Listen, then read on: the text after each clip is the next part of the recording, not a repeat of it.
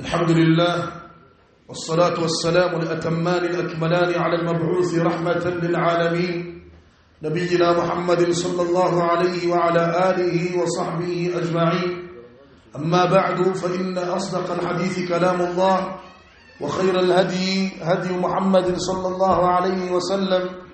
وشر الأمور محدثاتها وكل محدثة في دين الله بدعة وكل بدعة ضلالة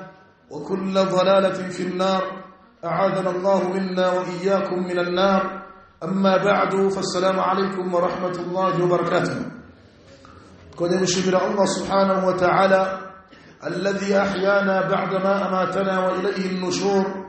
الله أمام يكبس بزوزما يوم يكتكر تقوى فيكانك الله سبحانه وتعالى وتزاسبلا.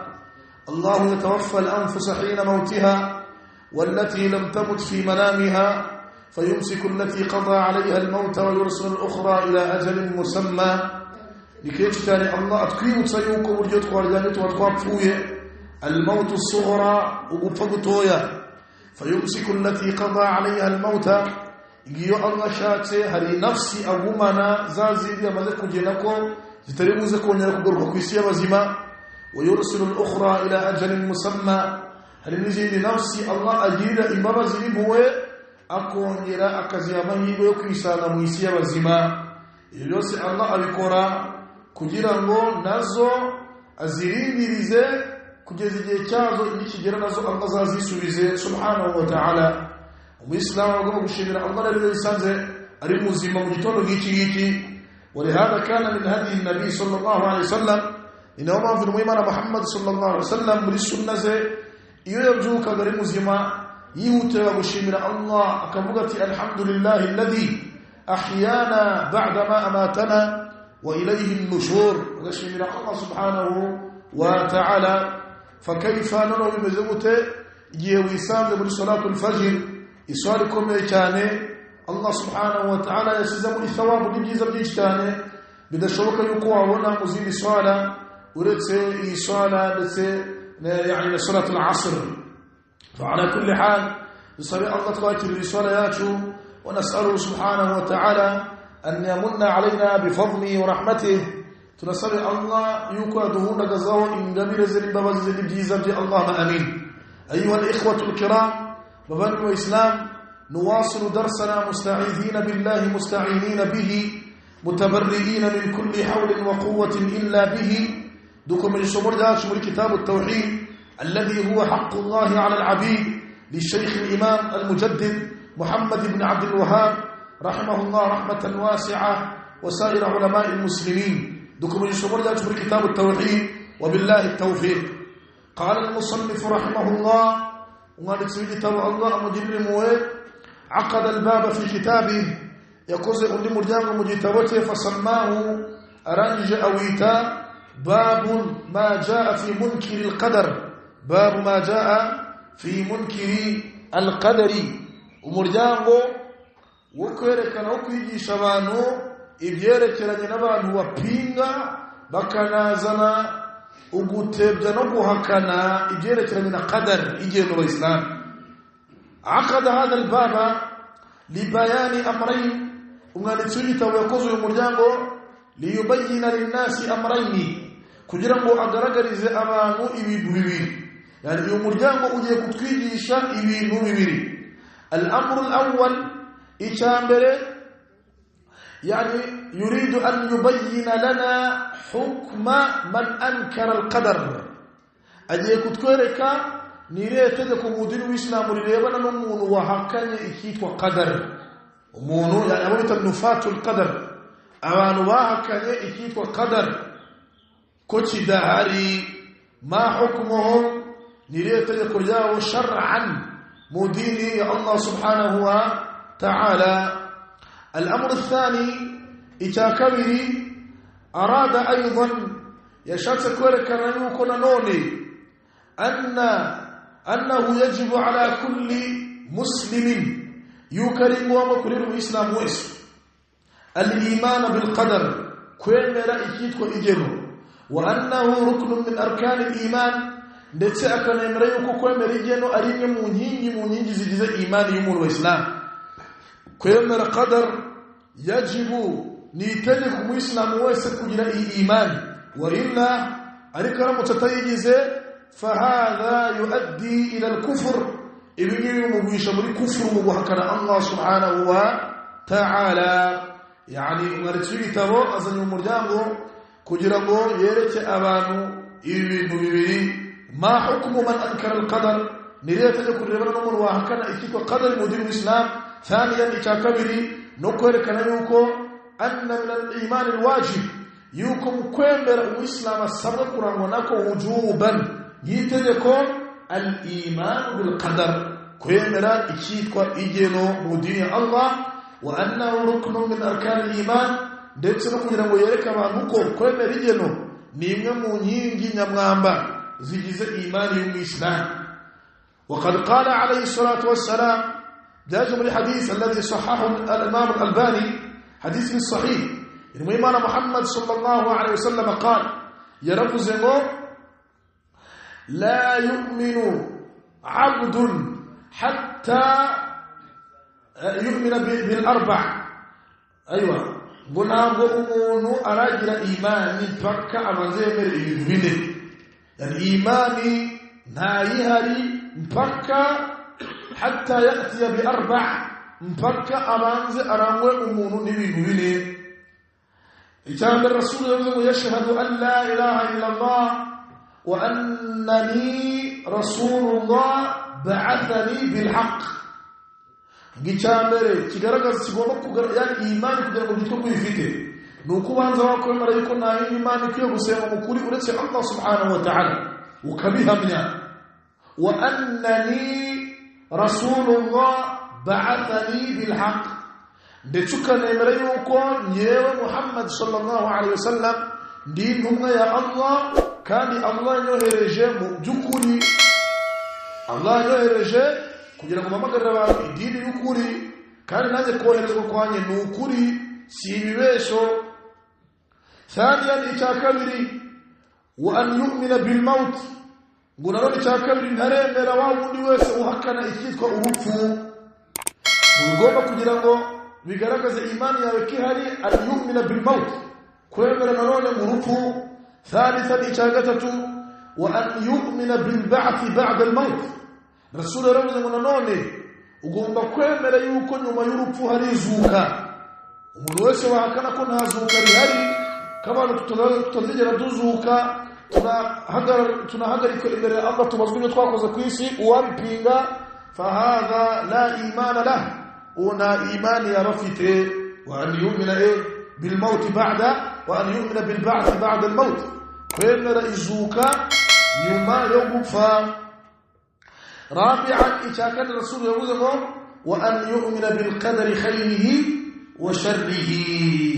قلنا نون الإسلام هرمنا ها إيماني إجا ترمنا إشيك القدر إجا نون أكمليوكو أن ما أصابه لم يكن ليخطئه إجا قبا يون ودنا قدارك بوهشا وأن ما أخطأه لم يكن ليصيبه وكان مليكو إبتاكو جزاو مردن ومدن أبدار الكجنوم الإسلام. وهذا هو حقيقة القدر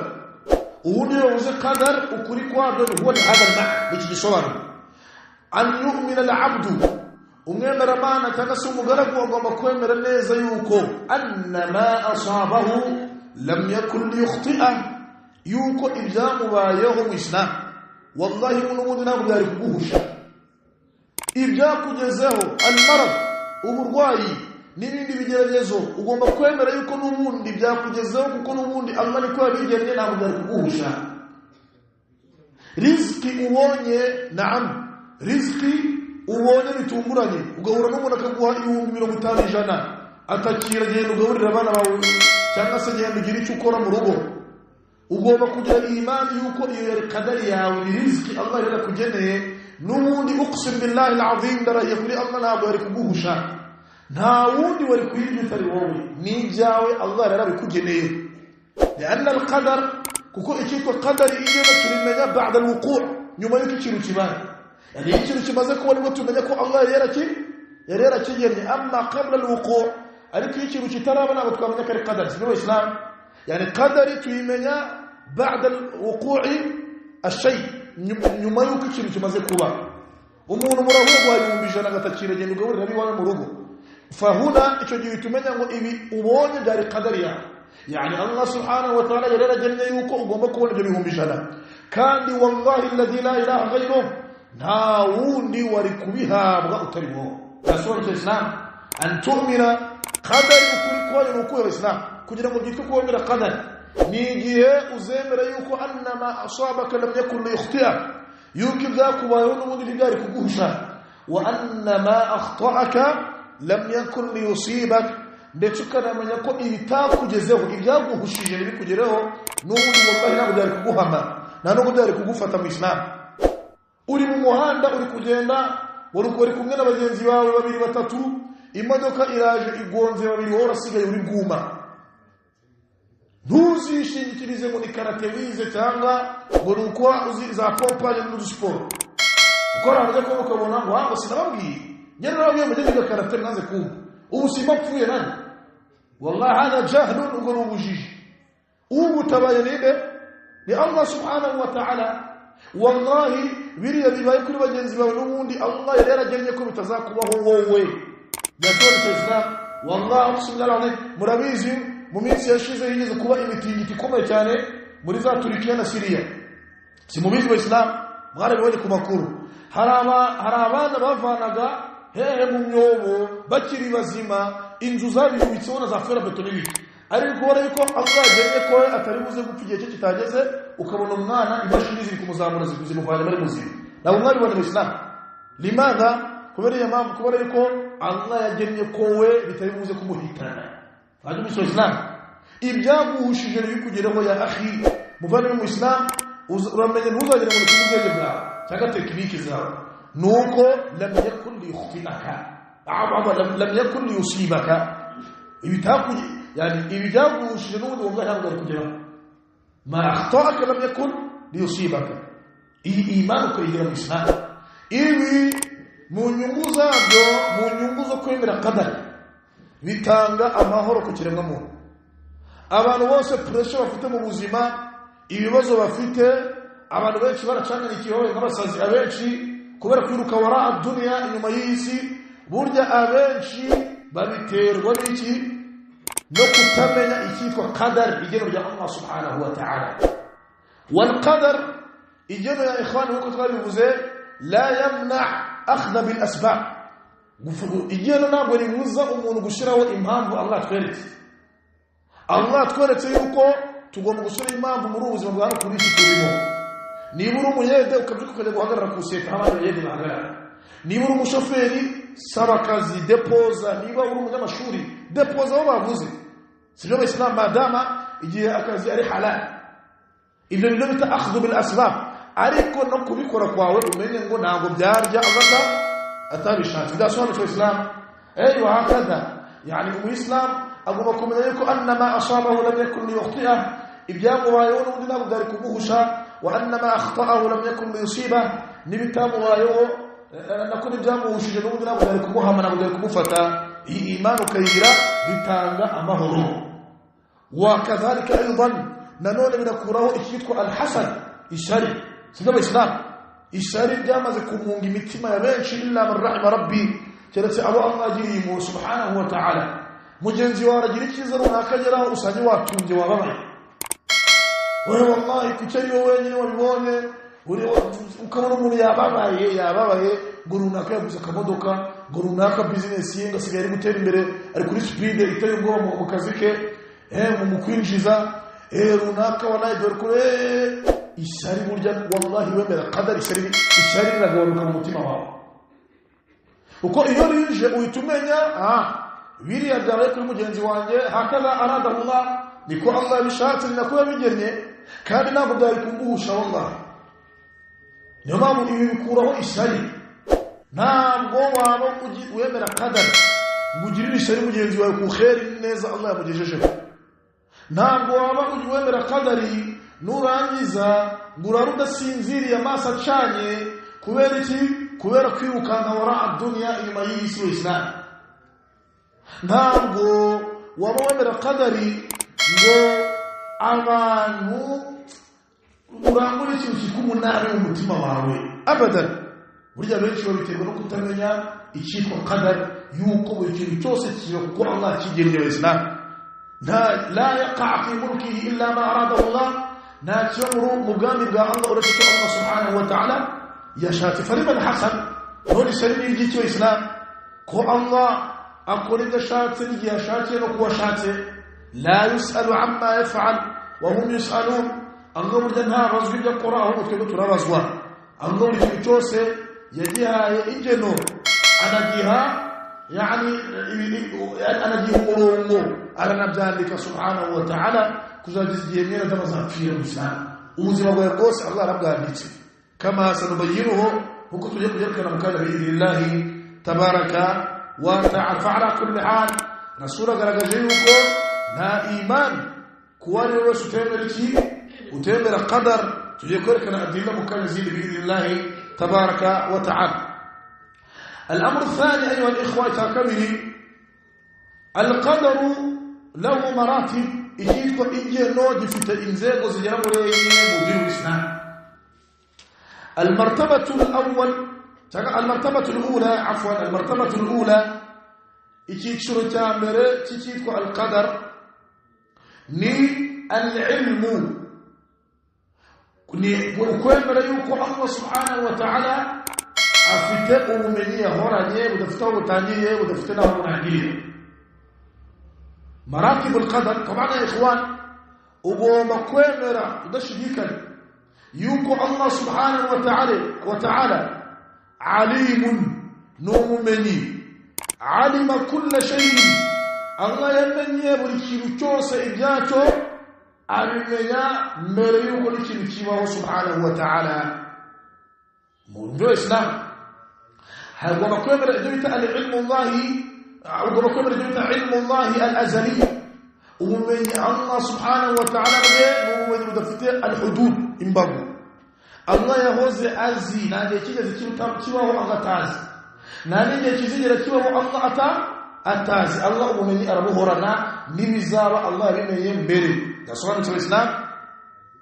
لأن الله علم ما كان وعلم ما يكون وعلم ما سيكون وعلم ما لم يكن لو كان كيف يكون تعرف كيف كان يكون الله يمني إبزاباري نمبريكم بما يرابي سبحانه وتعالى الله أنازي إبريكم ومريشجيه بريا الله سبحانه وتعالى وككلت كشيها kwisi kubiremwa byose haba mu kirere haba hehe hose Allah azi ibiri kuba kandi Allah ibiri mu mitima y'ibiremwa byose arabizi Allah abari kuvugira icyarimwe mu segonda rimwe bose Allah aramumva kandi amajwi ntiyivange kuri we Allah subhanahu wa ta'ala na'am anazi ibiri buze kuba kuwari we wese na mbere yuko abitekereza yuko ibyo ngibyo biraba ndasobanura Islam Allah afite ilmu y'ibiri kuba bihora biba direct live وعلم ما سيكون الله النازي في علمه بزاب بترابا وعلم ما لم يكن لو كان كيف كان يكون الله النازي ibi tarabaye iyo biza kuba uko byari kugenda yani ibyo Allah atashatse yuko biba Allah aziniye yemera agashaka yuko biba uko byari kugenda Allah arabizi subhanahu wa ta'ala ugomba kwemera muri qadari awwala cyambere ugomba kwemera yuko Allah ubumenyi bwe nibugira imbago Allah yahoze azi kandi azahora anazi naje kibaho Allah tazi subhanahu wa ta'ala Allah arazi Islam ثانيا المرتبة الثانية urwego rwa kabiri muri qadari nyuma yuko maze kwemera ko Allah ubumenyi bwe bwahozeho unahoraho muzanahoraho subhanahu wa ta'ala ugomba kwemera bita الكتابة هذه المرتبة الثانية urwego rwa kabiri muri qadar ugomba kwemera bita الكتابة kwandika Allah yamenye ibizaba aranabyandika yasobanutse Islam علم الله ما سيكون الله yamenye ibizaba fakataba arabyandika علم ما الخلق فاعلون Allah yamenye ibyo ibiremwa bizakora abyandika mbere yuko bikorwa ibiremwa binaremwa yasobanutse Islam buriya n'umwana uzavuka muri 2050 Allah subhanahu wa ta'ala niba tuzaba tukiriho cyangwa isi izaba ikiriho Allah azi uwo mwana ibye yabyanditse mbere yuko uwo mwana avuka kuzageza apfuye uwo mwana nkadurisha Islam Allah yamenye ibyo ibiremwa uburyo bizabaho anandika abyandika mbere uburyo bizagenda gasobanura Islam ولهذا يا اخوان نبغى تكونوا kubwira abantu ngo kwitwa Allah wazashira mu muriro wazashira mu juru Allah wazashira mu juru fa bifadli nikubwira bireze nuzaje mu muriro fa bi'adlihi Allah nagazama muhuguje wallahi bismillahi amin nabwo nako byemeye kwitwa qadari ingendo mu byerekanye no kugomera Allah subhanahu wa ta'ala nguje gusambana ngo nubundi Allah rabizi kuzasambana naam Allah subhanahu wa ta'ala ويمني إمام الطحاوي رحمه الله ومن إمام الطحاوي يرمزه وقد علم الله عدد من يدخل الجنة فلا يزيدون ولا ينقصون وعدد من يدخل النار فلا يزيدون ولا ينقصون الله يمني ومباري ورزاجة موجودة مزينة يا ومباري ورازوك الله ونعبو زيون يركوري بيستان هم ورزاجة ونوك هذا مش الإسلام وليا ليستان ورزاجة موجودة الله يفي فلا يزيدون بنهوزيون يرموا ولا ينقصون هم ورزاجة ونوك لماذا الله يمني أرزام وهانا وزاكم بكرا الرسول أبي ينبري فكتب رجلا ذلك خلاص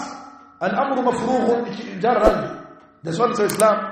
وعلم عدد من يدخل النار الله يمني ينبري أرزام يقوم بكاهو وعزاه تبو يولي الله يمني ينبري أنا ذلك يستزداد ده سؤال الإسلام ولهذا نمر لكم يقول الله سبحانه وتعالى ahora anzi ilmu ya igumaho ihoraho ntabwo Allah amenya ibintu nkuko aruko bibaye iyo umuntu akoze ikintu ntabwo Allah amenya ikintu aruko kibaye ahubwo Allah yahoze azi ko kizaba mbere yuko kinaba arangira na byandika kikare dasobanutse Islam ولهذا القدريه agatsiko bita القدريه tugiye kubona mukanya kazanye ijimaka no gupinga ibyitwa qadar baba bona yuko la qadar ikitu qadari ntabwo kibaho wal amru unfur baba bona yuko ibintu Allah bimenya uko bibaye wa hada kufru billahi tabaraka wa taala ibyo ni kufru uko tugiye kubona mukana billahi tabaraka wa taala Allah subhanahu wa taala ntabwo amenya ikintu uko kibaye ahubwo yahoza kizi na mbere yuko kiba anarangije fakataba arangira byandika ko icyo kintu kizaba dasobanutse Islam ko icyo kintu kizaba ubwo rero cyakabiri ugomba kwemera yuko Allah nyuma yuko amenye ibizaba mbere yuko binaba yarabyanditse bitwa alkitaba burya Allah yaranditse subhanahu wa ta'ala izi nzego ebyiri icyitwa ubumenyi no kwandika ibyo Allah yamenye Allah bigaragaje muri aya imwe فقال الله تعالى الله رفضه ألم تعلم أن الله يعلم ما في السماء ألم تعلم أن الله يعلم ما في السماء والأرض إن ذلك في كتاب إن ذلك على الله يسير نعم التي يسمها رموزي يوكو الله سبحانه وتعالى أزي أفتوه من يهاجر هذا كبير مبينين نتنميسي ndetse nta nubwo muzi ko Allah yabyanditse ibyo byose yamenye inna dhalika fi kitabin ibyo byose Allah azi buryo birananditswe inna dhalika ala Allah yasir wa kana kwa Allah ibyo biroroshye subhanallah kwa Allah subhanahu wa ta'ala Allah ibyo yamenye yaranabyanditse Allah azi ibyo biremwa bizakora na mbere yuko ibiremwa biremwa ولهذا جاء في حديث الذي رواه الإمام مسلم ده من حديث صحيح قال الإمام مسلم رسول صلى الله عليه وسلم يقول إن الله كتب مقادير الخلائق قبل أن يخلق السماوات والأرض ب50,000 سنة ب50,000 سنة الله يanditse amageno y'ibiremwa bye byose ngo mbere yuko arema ibirere n'isi ho imyaka 50,000 yani mbere yuko Allah arema ibirere n'isi yari yaramaze kwandika igeno ry'ibiremwa bye mbere ho imyaka 50,000 ataranarema isi n'ikirere dasobanutse Islam ubwo kandi ibirere n'isi byaremwe mbere y'ikiremwa muntu cy'Islam ariko nabyo mbere yuko Allah abirema yari yaramaze kwandika igeno ry'ikiremwa kizabaho cyitwa runaka Allah yarabwanditse kuko Allah ibyo yarabizi na mbere yuko kurema Allah yamenye ko uzamwubaha uzamwumvira intumwa Muhammad sallallahu alaihi wasallam ukanamuyoboka ukanapfa ukibiriho Allah mushyira kuri liste y'abamuje Allah anamenya ko fulan runaka azigomeka kuri Allah anasuzugura intumwa Muhammad sallallahu alaihi wasallam wayamutu kafiran anapfira akanya Allah mushyira kuri liste y'abamuriro yasona Islam طيب المرتبه الثالثه urwego rwa gatatu muri qadar Islam ugomba kwemera maga icyitwa al-mashi'a yuko Allah nanone agira icyitwa ugushaka la yakunu illa ma sha'a Allah nataba nanone uretse icyo Allah ashaka daswana cyo Islam icyitwa al-mashi'a lillah ugushaka burya Allah nawe agira ugushaka Allah wama tasha'una illa an yasha Allah rabbul alamin aywa liman sha'a minkum أن يستقيم وما تشاءون إلا أن يشاء الله نعم الله أجلنا وإكيف وشاء لا يكون في ملكه ناتشو مقدام من أرسل الله أشاء سبحانه وتعالى نعم وهنا هانو على مسألة مقبلكم من الإسلام نتشيرمنا تخيروا الله رمي إكيكو المشيئة والإرادة ومشاكنات كي الله رتشدوها Allah umuryo yaturemye yadushizemo ikintu cyitwa ugushaka akakanya ushaka wahaguruka ushaka wakwicara ushaka wasohoka musiki ushaka wakwinjira sino Islam ushaka wakora icyo ushaka ariko ibyo ukora ushaka wowe Allah abizi mbere yuko ubishaka byasore Islam ugushaka kwa kuri munsi y'ubushake bwande bwa Allah tabaraka wa ta'ala ni noma muna mudamye kwitwa qadar muri mu byaha Islam Allah yakumujije gusambana kandi agushyiramo ikintu cyitwa al-mashi'a gushobora kuba wakwanga kubikora ushaka wasamba no washaka kwanga kubera icyo kintu Allah kigushizemo ariko Allah ni burasambana we yaganditse birarabizi kuko rusambana ntabwo bitwe ngo bibaye bisha kuri Allah ngo ibyo ukoze ngo Allah nibyo bimenye dasobanutse ariko yani Allah we icyo yakoze no kuba byanditse mbere ariko si ukubwiye gusambana ni wowe ubihise kuko n'ubundi yaguhaye muri wowe icyitwa al-mashi'a ushaka wasamana washaka kanga icyo kintu gifite kikurimo Allah arakiguhaye ariko ibyo uri buze gukora Allah we abizimbe ubwo murumva Allah baguhuguje mukurikira imasala y'Islam ko abantu muri kadari abantu bibazo ngo none ko Allah arabizi ko zasamana kandi n'abantu bakwipera ubwo se none nabigenza gute Allah yagushizemo muri kamere uburyo yakuremye yagushizemo icyitwa al-mashi'a ugushaka gukora ikintu cyangwa se ukakibona icyo kintu Allah aratuguhaye ari wowe byihitiye mu cyita al-ikhtiyar guhitamo amahitamo akubereye wowe kandi ku bushake bwawe sibyo Islam icyo kintu Allah yaratuturemanye yakidushyiramo ni no mpamvu Allah yagushizemo ugushaka ushatse wakora ikintu cyangwa ukakihorera ariko icyo amaherezo uri buze guhitamo Allah we yakimenye mbere aranacyandika kandi uzagicikira ariko si ukubwiye ngo gihite kuko ibyo Allah yakwanditseho wowe ntabwo ubizi sibyo Islam muruba bidasobanukira masala ubucaka dore ndahagurutse ndicaye ibi nkoze Allah yarabizi mbere yuko bikora bari mubizi Allah yarazi ko ibi nzabikora ndi gutanga urugero rwo kwigisha abantu aranabyandika ni no mpamvu nta hantu ari kukwepera n'ubundi ngo guhaguruka ariko ukuguhaguruka ngoze n'amahitamo yanjye ngewe kuko icyo kintu Allah yakisizemo ndasobanutse Islam Allah yagushizemo kwanga gusambana icyo kintu rakiguhaye urabishoboye kuvuga ati nge ntabwo ndasambana kimwe uko urabishatse wabihitamo ukabikora ariko icyo wowe buze guhitamo sibyo Islam nugihitamo Allah ntabwo abakimenye ahubwo Allah yamenye icyo uzahitamo mbere yuko nabaho ku bushake bwawe akandika mbere yuko runaka itariki iyi azasambana kubwo mahitamo yande si Allah uzabugu ubigushize byashanze Islam ubwo murumva Allah ari yahuguje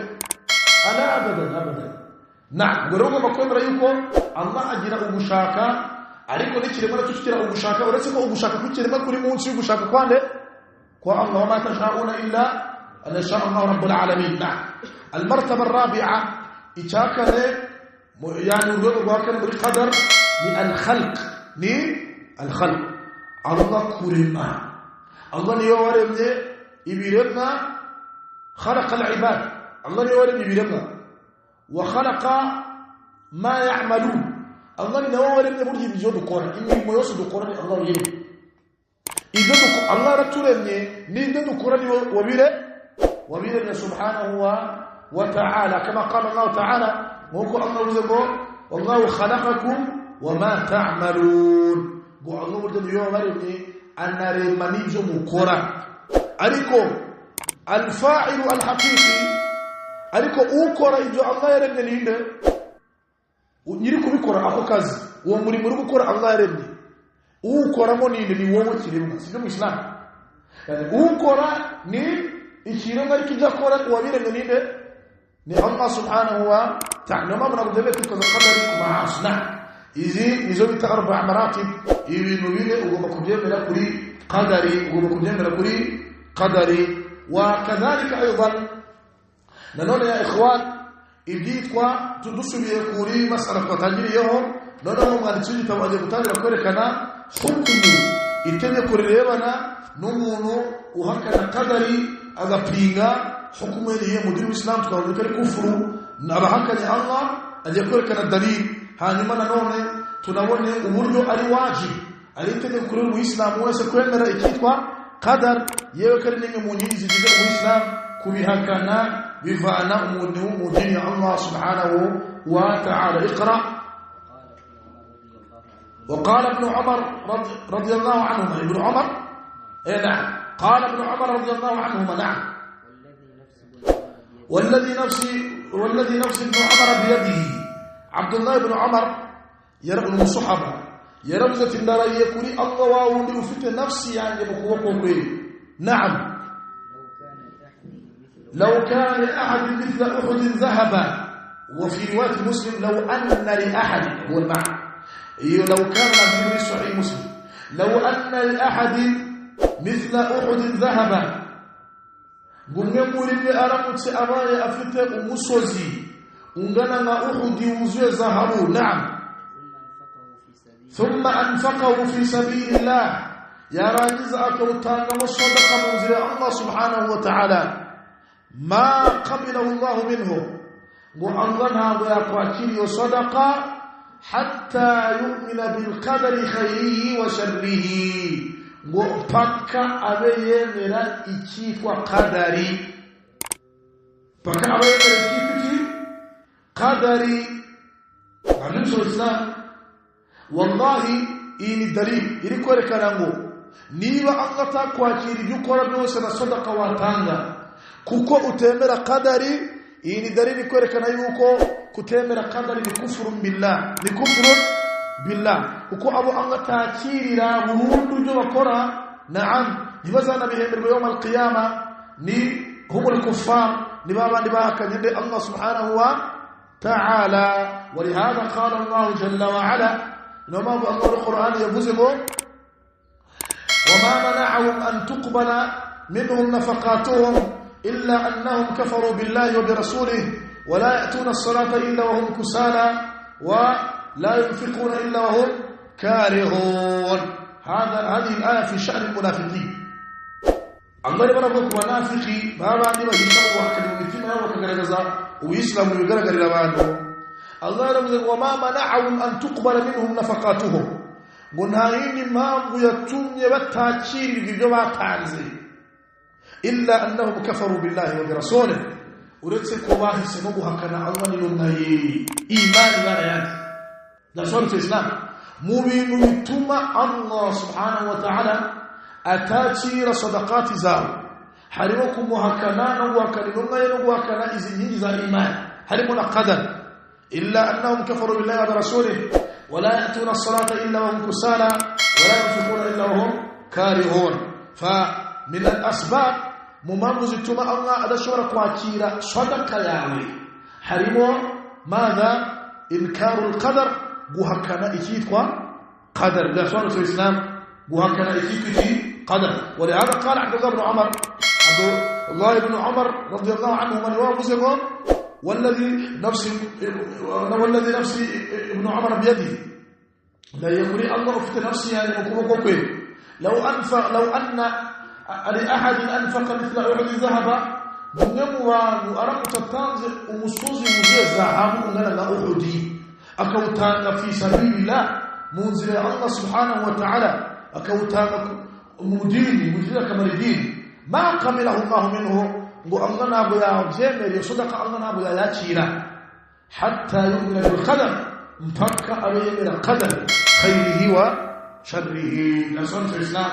قدر يرو ورمنا يكون نيبا أنتا كواجي جوكورا بكا ويمر قدر ويقولون بوا كان قدري من الأسباب زي مامو زتما جيتكم من راح كاين والله سبحانه وتعالى وبالتالي ويقولون بوا كورا بس كوا الله يبرئ يكون هو كورا يمسك وكان أننا مداخل ونسون في الإسلام. نعم اقرأ.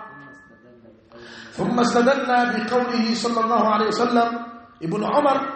أراد يتانا الدليل كلها مقام يرافزه أتانا الدليل يرغل أحد حديثي الذي رواه الإمام البخاري ومسلم حديث عمر بن الخطاب رضي الله عنه بتاع حديث الطويل المشهور حديث اللي يجي بتاع يا جبريل عليه السلام ويا رسول صلى الله عليه وسلم أكاز المشوشو نعم في سورة رجل مشرو مغاو شديد بياض الثياب يا جيال ينيرو شديد سواد الشعر أزيام أفتر مسلسل مكارتاني لا يرى عليه أثر السفر أزا أرمغو أصلي زتان كلهم تاغر غيوكو أريك سفاري ولا يعرفه أحد نانو نورنا موزم والصحبة بمدينة أرى زعرز الرسول مجاب مجرتي أخبرني عن الإيمان مجيرا قدرت من الإيمان رسول الله أن تؤمن بالله وملائكته وكتبه ورسله واليوم الآخر وتؤمن بالقدر خيره وشره. رسول الله جبريل ومرتي الإيمان تلك الإيمان وكبر الله أن تؤمن بالله كبر الله وملائكته نما ملائكته وكتبه نمتو ورسله نمنزل واليوم الآخر وكان لهم مسلمك وأن تؤمن بالقدر نقوم مرشيك وقدر إجنو خيره وشره تلوزك واجرا من شاء الله سبحانه وتعالى كما قدر رسول الله من الإيمان برمري إيمان مسلم وبكوني وبيفوزن بها كان قدري نعم برمري إيمان يعني هو كان قدري لا يوصف بالإيمان نعم جيتكم يكون في إيمان يعني أصل الإيمان ومسلم وإيمان نعم روفته وهذا ماذا يعني يشار وهو كافر لهكذا الله سبحانه وتعالى كل سورة مزيكم أصل الإيمان ومسلم بالإيمان كده بيتوكو قريب مؤمن حرمان كل رزق قدر هو بسؤال وكل هكذا بقراه الصفة يكمل كل قرآن يمرا ما نعم اقرأ مش حكمه هكذا قدر كافر أما هكذا الله سبحانه وتعالى فنمودين. ولهذا يستدل الشيخ محمد بن عبد الوهاب الكوزنا أدلة. نعم. وعن عبادة بن الصامت رضي الله عنه أنه قال لابنه ويوم صعبة عبادة بن الصامت رضي الله عنه وهو صحابي جليل المصابة وكميتاني رضي الله تعالى عنه أنه قال لابنه بموت سميه جزاء كبيرة ونانوي أراد رمرت يا بني يوم نانواني طبعا يا إخوان ربيك ويري منبوغ زيزو مبيا غبكرا ونسو هل أريد الفائدة دي الفائدة الأولى الفائدة يا أمبري ممكن السنة إمام الكبيرة كان كوان هو كوزي كداها أمراجي أرانا با ufatungana wa mwicho zumwete yabo na yeye mwana wanjye uramenyuze tware gutya nabandi watanga hariho mwabimuje Islam ibi abavyeyi bakera barabikora sinzi mpamvu tugiye batabikora burya nibizo gutungana wa ukagira impanuro umuha ثانيا الفائده الثانيه الفائده كبيره nanone ni byiza ku mubyeyi guhamagara umwana we mu kazina kamushimisha yabo naye yewe mwana wanjye kibondo cyane amagambo ashimisha umwana ukirinda kubatiza umwana izina ribi hari ababyeyi usanga bafite hari abana batonesha bamwe mu bana be abandi ntabatonesha burya n'amakosa uyu Ubadah ibn Samit radiyallahu anhu yabwiye umwana waravuga ati ya bunayya ya mwana wanjye innaka lam tajida ta'ma al-iman gunadiye na kimuzigira uryoherwa na imani ngo hatta tu'mina bil qadari khayrihi hatta ta'lama anna ma asabaka lam yakun liyukhti'aka wa ma akhta'aka lam yakun liyusibaka wallahi wa mwana wamuzigira ubona uburyohe bwa imani mpaka uwanje wakwemera ko anna ma asabaka lam yakun liyukhti'aka yuki byakubayeho wallahi n'ubudira bwari kuguhusha wa anna ma akhta'aka lam yakun liyusibak ndetse mu gihe utaremera yuko n'ibyaguhushije n'ubundi ntabwo byari kugufata iki kintu utaracyemera mu mutima wawe ibyo bita qadar ntagiye na kimuzigira ubona uburyohe bwa imani wa min huna hano hari faida yuko al-iman lahu ladha imani burjigira uburyohe bw'islam al-iman aladhu min as-sukkari wa al-asal imani yaryoha kurenza isukari n'ubuki wallahi la ilaha illa huwa wala يعلم هذا إلا من تذوق به ثم حرم منه nanu wamenye ibingibi babwira uretse wabo nibigeze kubonjwa kuri uburyohe nyuma kaza kubwimwa akabyamburwa uwo niwe uzi uburyo imani iryoha mu Islam wallahi imani iraryoha ya ikhwan nta kintu cyambere kiryoha kurenza ubuki n'isukari nka imani uyu Ubadah ibn Samit abwiye umwana waramubwira ati innaka lam tajida ta'ma al-iman nuzigera ubona uburyohe uzabonjwa ku buryohe bwa imani hatta ta'lama mpaka ubanje wamenya ukanazirikana ko anna ma asabaka lam yakun liyukhti'ak yuki byakubayeho n'ubundi ntabwo byari kuguhusha wa anna ma akhta'aka lam yakun liyusibak ndetse nibya guhushije n'ubundi ntabwo byari kukugeraho icyitwa qadar utaracyemera nta imani waryoherwa nayo abadan dasanzwe Islam fa al-iman imani duharanira iraryoha kandi kubona uburyo bwayo mpaka wemere qadar thumma qala madha sami'tu rasulullah sallallahu alayhi wasallam yaqul Ubadah ibn Samit radiyallahu anhu fi shay inma imana Muhammad sallallahu alayhi wasallam dirti mwana wanje na inna awwala ma khalaqa Allah al-qalam mwana wanje numvishe umwana Muhammad sallallahu alaihi wasallam bivuga yuko inna awwala ma khalaqa Allah ikintu cyambere ngo Allah yaremye ni al-qalam bikaram faqala lahu uktub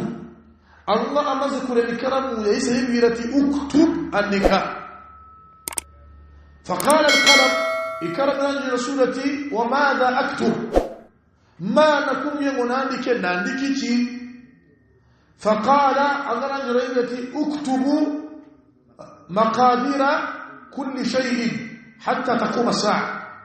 عندك أمجنو يولي توسك زدكم وسيمروك اكتب عندك أمجنو يولي توسك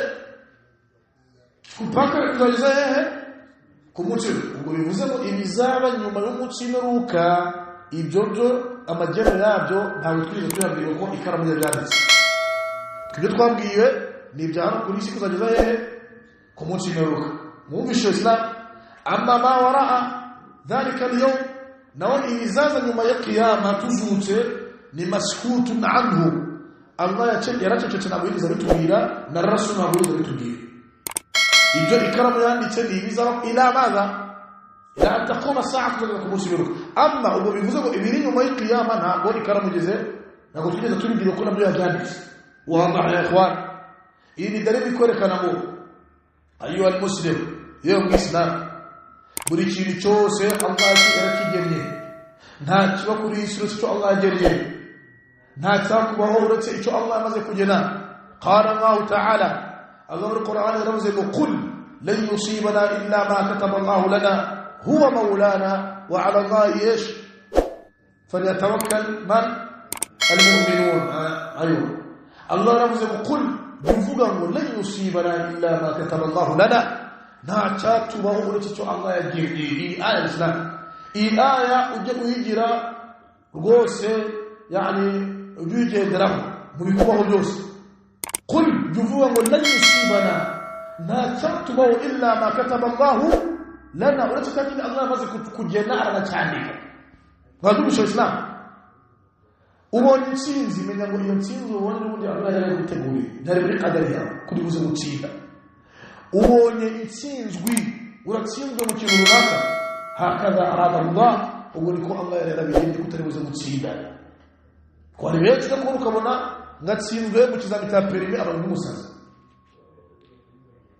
agatangira no kukwerekana yuko bitawe kubera igeno rya Allah ahubwo n'ubuswa n'ibindi bintu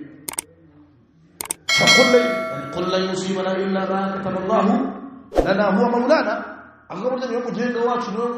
نيو وتنجز سبحانه وتعالى لولا الله بيتركوا بالك الله عبد قامه نبي الإسلام نادي تقوم تريجه كلنا تسكن من الله سبحانه وتعالى إن أول ما خلق الله القلم الله يرني كرمه أن يتلك قوانك أما جنو يرشيوسي إنا كل شيء خلقناه بقدر وما أمرنا إلا واحدة كلمح بالبصر الله نفسه ورشيو تشوس قوانا تشيرين أنكم نتشيرين ما يجيبه ورشيو تشوس قاتل يقول جيجنا تنجيها تنجينا وبمبيره وياتيو كزاجزا إلى أن تقوم الساعة يكون مسلمون يمروا كبار يا سؤال في الإسلام نعم اقرأ يا بني عبادة بن الصامت يقول لكم يجي عبادة بن الصامت يقول زمجيروا قال ورمينة يا بني يا أنا وعلي نعم سمعت رسول الله صلى الله عليه وسلم يقول نعم من مات على غير هذا فليس مني. لا فيه رواية أخرى نعم هكذا سمعت رسول الله صلى الله عليه وسلم يقول من مات على غير هذا فليس مني عبادة بن الصامت يقول لنا رمينة يا بني يا أنا وعلي نوفي شموي من محمد صلى الله عليه وسلم بجريتي من مات على غير هذا قمون ويسق ذات فأتمر قدر أتمرتي قدر فليس مني سنكم يناوي فقد تبرأ منه النبي صلى الله عليه وسلم رسول الله غرغجكم غرغر كان تريكم نواري ويس أتمر إكيك قدر وليس مسلما هرب الإسلام ده سؤال في الإسلام وليس مسلما سنو الإسلام وقد تبرأ منه النبي صلى الله عليه وسلم رسول الله غرغجيكو أريكوري نواري ويسي وابينغا إكيكو قدر ده سؤال في الإسلام واري ويسي وافتين إكيكو جنو agaragaza ibiba byose bitaruko berigeno nibibaye avuga Allah amenye ibintu uko bibaye icyo gihe bitwa ngo injira gatsiko bita al-qadariyya mu gatsiko bita iki al-qadariyya kagize ubupinga ibitwa qadar akano gatsiko bil ijma' al-ulama bose b'religion kufar ni kufar umuntu wakana ilmu Allah ubumenyi bwa Allah ko Allah amenye uko bibaye akana bita al-kitaba ko ibyo Allah yamenye yarabyanditse kibiba byose abyanditswe izi nkinge zibizambe uwazi hakana muri qadar yakfuru abahakana amma nawazira nkinge zinde ebyiri ikhtalafa ulama kubazi hakana umuraba semera zino ebyiri zambere agahakana ikiko al-mashi'a wal khalq bamwe bamenye yuko nawe ni kafi abandi bakamenye ko nawe atari kafi ariko zira nkinge ebyiri zambere zo uzi hakane yakfuru bihada ni nazo umwanditsi w'igitabo ari kwibandaho mu kuvuga icyerekezo al-ilmu ubumenyi bwa Allah nikitwa al-kitaba ibyo Allah yamenye kubera byanditse wakana zinaji kufuru billahi tabaraka taala ولهذا قال عليه الصلاه والسلام نمام من حديث رسول الله يقول القدريه اما اغتسكو kitwa al-qadariyya ni majusu hadhihi al-umma munaba majusi bi umma yani baba zikanje Allah ufite imana nyinshi uko bagwe muri qadar وإن مرضوا فلا تعودوهم ونمر بورن مزار سورة وإن ماتوا فلا تشيعوهم لما نفر مظاهر كذا إيجاد زيا يابو من أبيت وبيت القضية رسول الله صلى الله عليه وسلم لأنهم كبركوا هكذا الله سبحانه وتعالى وهو مكيغا قال هكذا يقول الله أريجي وأمينين ركب معي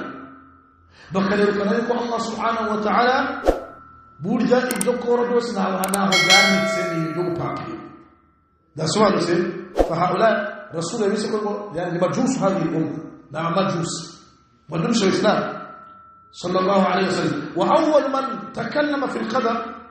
umuntu wa mbere watagije kano gatsikuruta al-qadariyya agasangira gupinga al-qadar no witwa inde ma'bad al-juhani hakada aywa na'am uyu mugabo niwe kuzina rye niwe watagije gita al-qadar atangira gupinga Allah mu byerekanye na qadar ndetse yuko Allah anamenya ibintu yuko aruko bibaye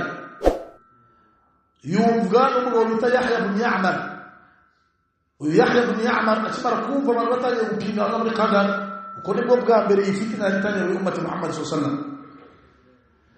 yaragiye areba mugenzi witwa Humayd ibn Abdurrahman قال فأتينا إلى المدينة يعني فخرجنا إلى المدينة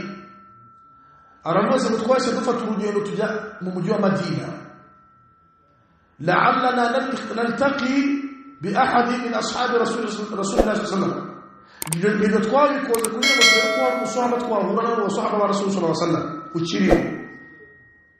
متجز مدينة فسألناه تروازا niba baturangirwa n'uwasabu kiriho mu wasaba wa Rasul sallallahu alaihi wasallam baraje babereka Abdullah ibn Umar bamusanga ngo hanze Masjid an-Nabawi ari yasohotse yavuye mu musigiti ari hafi musigiti wa Rasul sallallahu alaihi wasallam ara Masjid an-Nabawi Madina mufaktanaftuhu ana wa sahibi wa Yahya ibn Ya'mar yaravuze ngo nahise mpamagara Abdullah ibn Umar mushyira ku ruhande ngewe na mugenzi wanjye bita Humayd ibn Abdurrahman turamubwira ati inna al-qawma yaqra'una al-Qur'an haraban bazusoma القرآن neza ariko yunkiruna al-qadar basigaye kana qadar ويقولون banavuga yuko anna al-amra unfun yuko ibinu Allah bimenyera uko bibaye ntibimera qadari ya Allah subhanahu wa ta'ala madha taqulu fi haula Allah rabavuga hikiye Abdullah ibn Umar kariyo musahaba tubul Abdullah ibn Umar yaravuze ngo fa akhbir haula al-qawm ngabalo ngabo bahakana qadari kuri Allah subhanahu wa ta'ala bari mubabona fa akhbirhum muzabir yuko annani bari'un minhum wa annahum bara'u minni wa muzabir yuko ntari kumwe nabo kuri uwo murongo ndetse nabo bari kure nanjye sindi kumwe nabo ili hatta tabarra minhum Abdullah ibn Umar numusaba Abdullah ibn Umar yagaragaje yuko al-qadariyya abantu bapinze qadari banabipinga ngo Abdullah ibn Umar yaravuze ngo muzabambwire mubona abantu nkabo muzabambwire yuko anni bari'un minhum ndi kure nabo abantu nkabo bose ndi kumwe nabo wa annahum bara'u minni nabo ntabwo ndi kumwe nabo yasobanutse Islam qadari rero kuyipinga ni kufuru billahi tabaraka ta'ala wa la mudiri Allah subhanahu wa ta'ala na'am iqra وفي رواية لأحمد نعم إن أول ما خلق الله القلم يريد رواية بري مسند أحمد الحنبل يرمز الله مشين شامل الله يرمز بري كرم نعم ثم قال اكتب اللهم اذكر الكرم ريبيتي النكاح فجرى في تلك الساعة بما هو كائن إلى يوم القيامة ngo ikarama itangira kwandika ibizaba byose kuzageza ku munsi w'imperuka ibiba byose byaranditswe ya akhi mu Islam wigira isari wirwara pressure wirwara umutima ibikubaho byose kugira ngo Allah yarabyagera bigereye subhanahu wa ta'ala gusa twebwe dusabwa n'iki gushyiraho impamvu dasobanutse Islam wa huna yani mas'ala ala mas'ala ikhtalafa al-ulama min al-wajh bikana ikintu cyambere Allah yaremye ko hadisi ebyiri kugana izi hadisi zikorekana yuko ikintu cyambere Allah yaremye karam hadisi yindi zikerekana yuko Allah ikintu cyambere yaremye arsh ya Allah subhanahu wa ta'ala namaz يعني الله يقول وكان عرشه على الماء الله داخل حديثي الله سبحانه وتعالى وكان الله ولا شيء الله ويريه وبنها تركيه الله ويهوزريه nta kirabaho kindi kitariho yasobanutse ngo kana ala arshihi wa fawqa al-ma' aw kama qala alayhi wasallam yani Allah ngo yari hejuru ya arshi arshi nayo ikabiri hejuru y'ikiyama yama tuzabibona mu muryango wa muri kitabu tawhid mu minsi imbere buriya iyo ibirere birindwi birangiye sab'a samawat ibirere birindwi birangiye hakurikiraho bita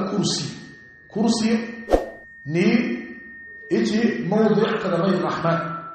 naho Allah asira ibirenge bye buriya hejuru ibirere hatakurikiraho Allah asira ibirenge wasi'a kursiyyu samawati wal ard kandi Allah asira ibirenge ngo haruta ibirere birindwi n'isi mu bunini أو أغسل بريد وسع كرسي السماوات والأرض طيب أو أغسل بريد يعفو يوهج كرسي كرسي الماء أماز وبريد غير مازي وغنو جنوا قرى 500 عام إنك مغنتان العمق وبريد غير ماز نعم هجر يا مازي هري عرشي وهو مشارم جاب عرشي سورة سرير الملك أجت بنا وريدي كنا قتان أمامي أوي شيئه وهذا سمجد وانا بامي يشيء كبزنا قتان قفتي بقصي يتمزجي معه أكرم كقتان بكار كبتا العرش هو المشارم أيكو عرشي الله الستة إذا زيتنا مفلس نسوان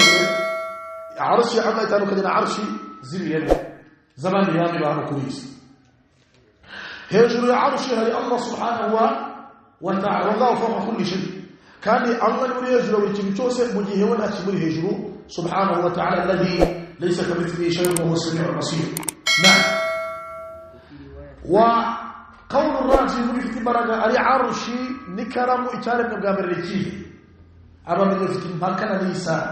وهما من يومنا يكون إكرم أرجو كلمة من قابل بدليل كويس حديث أولا يقول لا عرشي يارب بري وقول الراجل والله أعلم يقول في كبرغا نوكو عرشي نيارب بري نعم بسنا يمازي تفوغا عرشي إليه يزورو أنه مجالة نوكيسي إشارة نوغامر ليش نكرم مداسوان تمبري كيسي إكرم نتكلم طيب اقرأ وفي رواية ابن وهب ni tilmidhu ibn Malik yarumu nyeshuri umwana wa Imam Malik yarumu nyeshuri umwana wande wa Imam Malik na'am qala Rasulullah sallallahu alayhi wasallam yaramuze ngo qala Rasulullah sallallahu alayhi wasallam nabi Muhammad sallallahu alayhi wasallam na'am faman lam yu'min bil qadari khayrihi wa sharrihi mumun wasa uzafa atembera qadari na'am أحرقه الله بالنار وأغزى متكيش شمريرو لأن الإمام أغزى متكيش شمريرو لأنه كافر يقول يا حكا هنا الله قدرك يا الله وحكا الله كان الله سيزر أن يجيب مريرو ومزيله هنا زوبها الإمام حكا كما قال الله تعالى موقع الله يقول وعدت للكافرين قول جهنم معنيرا يوم مزيله هنا زوبها الإمام حكا هنا الله سبحانه وتعالى منهم مروها كان الله رموها كان قدري وأحرقه الله بالنار الله زي متكيشي شمولنا نعم وفي المسند والسنن عن ابن الديلمي نمر المسند يا إمام أحمد بن حنبل والسنن نمر توجه السنن هذا سنن ابن باز سنن الترمذي نبي بلا يتابع عن الديلمي تابعي ومتابع والديلمي ni yaro mutabi'i wa warwani nama sahaba rasul sallallahu alaihi wasallam wa qala ba'd ulama عنده بمرجبه الديلمي يرم الصحابه لكم من صغار الصحابه الرسول فينا كان غتوري على كل حال نعم يرم الديلمي نعم ابن الديلمي نعم ابن الديلمي متابع يرمز ولقيت اتيت ابي بن كعب رضي الله عنه ونيجي كوجا كوريبا مصحبه بتا ابي بن كعب رضي الله عنه نعم فقلت في نفسي شيء من القدر نجي نمبيتي يا ابي بن كعب ايوا ابي بن كعب ممتما وانجي دهانيتي fitemo ikintu cyo gushidikanya kuri kadari mfite nango ntuje mu mutima wanjye hari ibintu birimo birazengurukiramo bishaka kunyangisha kadari. فحدثني بشيء. ويدي رواية رمضان وإني أخشى أن يفسد دنياي وديني. وكاندي أن يفسد علي ديني ودنياي. وكاندي في تبوة يوكو ndamutse mugaje kurangwa n'ibintu biri mu bindi mu mutima. في تبوة يوكو bishobora gutuma muri sinkabura nijoro. فحدثني بشيء mbabarira rwose izishubuha ururujijo mfite mu mutima kubyerekeye na qadari mbabarira urunkuremo la'alla Allah yudhibuhu min qalbi. harubu ku magambo wambwira byambere impamvu yuko Allah ankuramo izo shaka n'ibyo bintu biri kunzenguruka mu mutima bishaka kunyangisha qadari kubwo magambo wambwira. harubu Allah angirira imwe bikamvamo rwose mbabarira ubwira. nasobanutse wa huna faida ya ikhwan. igihe cyose ari faida byi igihe cyose umuyisilamu agize ibintu mu mutima we bimuzamo biri kumuherekana ubushidikanya no kugira shubuhat, ihutire kubaza ntuzabane nabyo hatta tanmu ngo bikomeze bikure ubane nabyo imyaka 35 waranze kubitobora ngo bivuye. ntabwo Islam urumva tabi ibn Daylami agiye gushakisha umukuramo shubuhat. iyo mu Islam igihe cyose uzagira shubuha kuri masala cyane cyane masala ya aqida, masala zerekeye na aqida n'imyemerere, ihutire kugana umumenyi kugira ngo shubuhat zigukuremo ntuzabare nazo siniga imyaka yose, kuko ushobora gupfa ukibirimo kumbi kwa Allah warabaye kafiri. nasobanutse alfaida thaniya faida kabiri nanone ntago umumenyi wari wese upfa kugana nk'ibyo muri iyi minsi gakora ukabona umuntu ibibazo by'idini ajya kubibaza wawe udafite n'icyo amumarira utanafite ilmu. ya ikhwana wa Islam uramenye ntuzamaze masail idini ryawe babandi bitazwire ko barigize urudafara Islam. harabaje ko ukabona ngo nasubije ibitabo by'Ifaransa n'andi masala nasubiza iki cyongere iri dini cyane ntushaka kureba masail ngo kuzubira hehe kuri babandi babyize basobanukiye Qur'an. ulama al-thiqat abamenyi babizeye ngo bagomba kubazwa shubuhat alladhina yanfuna an kitabillah tahrif al-ghalib wa intihar al-mubtilin wa ta'wil al-jahilin. baba menyi bazwiho kureba qala Allah qala rasul ukurikirana dalil abo nibo bazwa shubuhat. niyo mpamvu muslimu tabi'i yagiye kwa Ubay ibn Ka'b wal-alim musahaba rukomeza yasobanutse uramenye ntuzabane na shubuhat mu mutima kandi abamenyi bahari bizewe wazibaza bakaziguhanduramo ngo ubane nabyo wicecekere. ibyo bishobora kuzakugeza mu kaga n'abakuba wal-iyadu billah. yaragiye abaza Ubay ibn Ka'b. Ubay ibn Ka'b aranje aramubwira ati law anfaqta mithla Uhud dhahaba ma qabilahu Allah minka hatta tu'mina bil qadar. Ubay ibn Ka'b yaramubwira ati law anfaqta mithla Uhud dhahaba yewe ibn Daylami ndagira umubwire ngo wallahi niyo watanga umusozi wa zahabu na Uhud ukawutanga mu nzira ya Allah subhanahu wa ta'ala ma qabilahu Allah minka ngo Allah ntabwo yakwakira hatta tu'mina bil qadar igihe wabaho umutima wawe utemera qadar. ndabikubwiye iri rero kwerekana ngo kutemera qadar ni iki ni kufuru. dalil nuko Allah tanakwakira ibyo wakora byose. وما منعهم أن تقبل منهم نفقاتهم إلا أنهم كفروا بالله وبرسوله ولا يأتون الصلاة إلا وهم كسالى ولا ينفقون إلا وهم كارهون. ويتمنى تأكيد الجمهور حرمون كبا يا معتمر قدر كبا يكون يتمر قدر وعلى الله كان والعياذ بالله. نعم الله نعم ويأكواكي الرجوع تنظر اسم يتمر قدري ونمر يوكو وتعلم unamenye ko annama asabaka lam yakun liyukhti'ak yuki jaku wa yurundina buguhusha wa annama akhtaka lam yakun liyusibak utaremera n'ibyo yuko byaguhushije n'umuri nawe udakugeraho iyi martraje kuri qadar. wallahi byo wakora byose wasari wafunga watanga sadaqa kwa Allah n'umuyunga. iri dere ko reka ngo guhakana qadar ni kufuru ikanatwereka yuko kwemera qadari min al-iman al-wajib yani umuyisilamu ategetswe kwemera kandi ari kugira ngo byitwe yuko ari umwemera na walau mitta ala ghairi hada ngo kandi yewe ibn Daylami uramutse upfuye utemera qadar ibi ngibi mvugi kunta min ahli an-nar wazisa na'am la kunta min ahli an-nar na'am barakallahu fik wazisa ngamubano bomuriro uzire hezo jahannam wal a'udhu billah na'am قال فأتيت عبد الله بن مسعود وابن Daylami Ubay ibn Ka'b amaze kumubwira ibingibi kuri qadar yahise amurangira Abdullah ibn Mas'ud aramubwira ati jya no kwa Abdullah ibn Mas'ud wumva icyo arakubwira uyu ibn Daylami yaravuze ngo nahise njya no kwa Abdullah ibn Mas'ud nguko Ubay ibn Ka'b yaramundangiye mpageze ambwira nk'ibyo inde Ubay ibn Ka'b nawe yambwiye Abdullah ibn Mas'ud nawe arangije anangira kujya kwa Hudhayfa ibn Yaman